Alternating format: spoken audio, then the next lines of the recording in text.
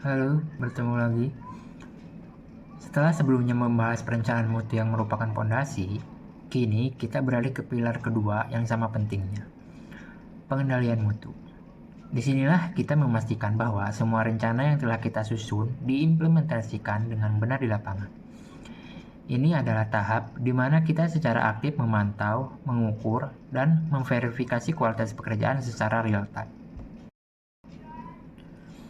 Mengapa pengendalian mutu menjadi sangat krusial? Karena perannya adalah sebagai mata dan telinga kita di lapangan. Ia memungkinkan kita untuk mendeteksi masalah dan penyimpangan secara dini, sehingga kita bisa mengambil tindakan korektif dengan cepat sebelum masalah tersebut membesar dan menjadi lebih sulit serta mahal untuk diatasi.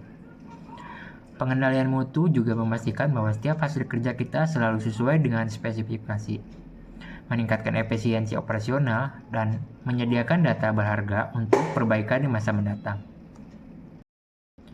Salah satu aktivitas kunci dalam pengendalian mutu adalah inspeksi. Ini adalah pemeriksaan sistematis, baik secara visual maupun fisik, terhadap material yang datang ke lokasi, komponen yang sedang dipasang, hingga hasil kerja yang sudah selesai. Ada beberapa jenis inspeksi, mulai dari inspeksi material yang baru tiba, inspeksi selama proses pengerjaan, hingga inspeksi akhir sebelum penyerahan. Selain inspeksi, aktivitas penting lainnya adalah pengujian. Ini melibatkan pengambilan sampel dari material atau komponen, kemudian mengujinya di laboratorium atau di lapangan untuk mengukur sifat-sifat tertentu, seperti kekuatan, kekerasan, atau komposisi kimia.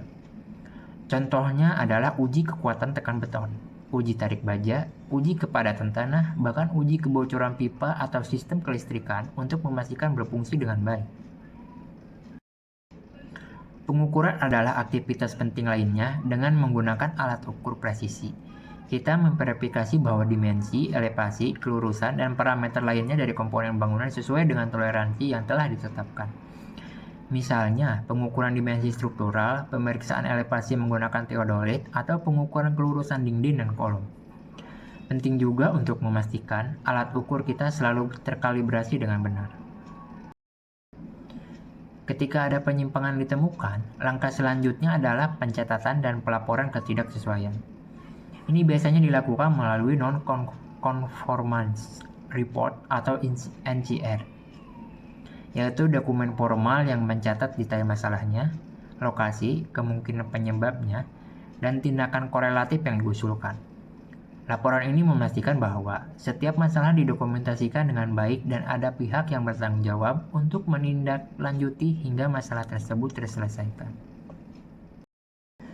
Setelah ketidaksesuaian teridentifikasi, ada dua jenis tindakan yang dapat diambil, yaitu tindakan korektif dan tindakan pencegahan.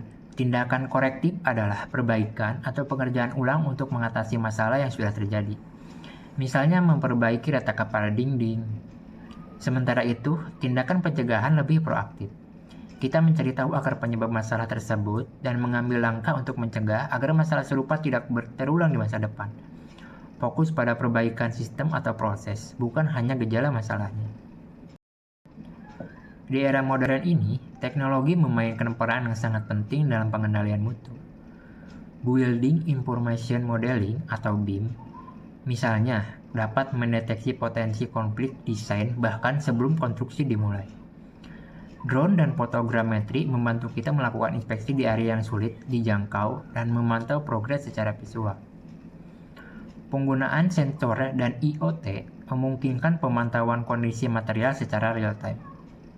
Dan berbagai software manajemen proyek membantu kita melacak data mutu dan menghasilkan laporan otomatis sehingga proses pengendalian menjadi lebih cepat dan akurat.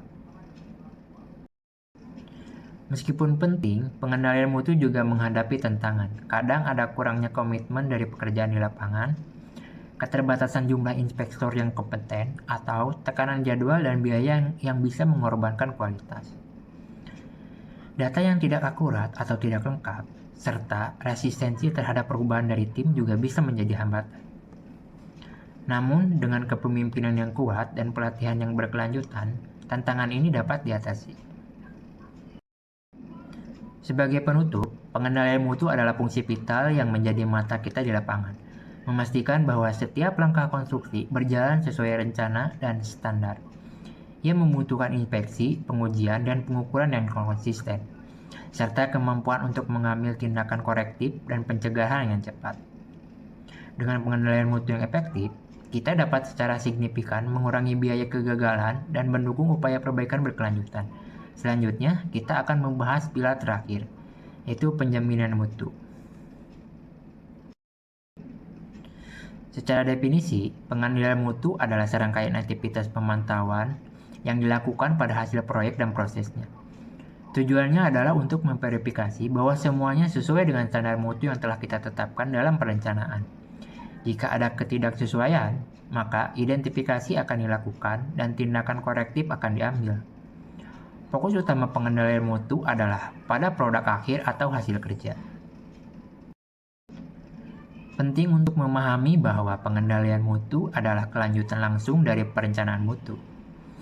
Jika perencanaan mutu adalah apa yang akan kita periksa dan bagaimana cara memeriksanya, maka pengendalian mutu adalah pelaksanaan dari pemeriksaan tersebut di lapangan. Tanpa perencanaan yang jelas, pengendalian akan menjadi tidak terarah dan kurang efektif. Sebaliknya, tanpa pengendalian, perencanaan hanya akan menjadi dokumen di atas kertas.